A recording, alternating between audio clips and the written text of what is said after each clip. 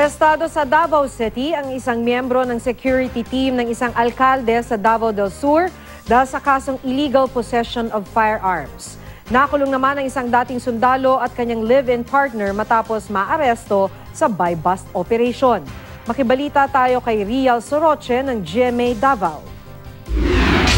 Sa kulungan ng bagsak ng dating sundalo na si Elmer Cabag at live-in partner niyang si Daisy Borja.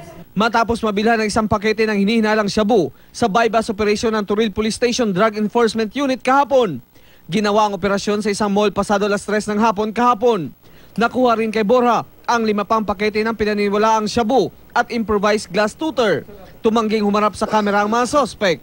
Sa investigasyon ng pulisya, dati nang nakulong si Cabag dahil sa kasong illegal na droga at illegal possession of explosives pero nakapagpiyansa siya. Nasulog siya 1998, nag-out sa pagka 2014.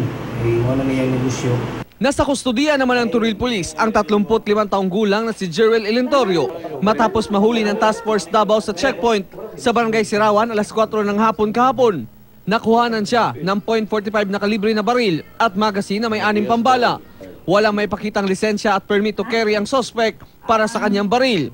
Sa ipinakitang ID ni Elentorio, lumalabas na membro siya ng security ng Municipal Mayor ng Matanao, Davao del Sur. Mahaharap si Elentorio sa kasong illegal possession of firearms. Ako'y imuusapan baril niya, so naputoy kuha niya. Wala lang ako nadala ba ang kuha. Kasi kauban na isa, pero katong nakuha siya ang kuha, mismo sa position sa belt.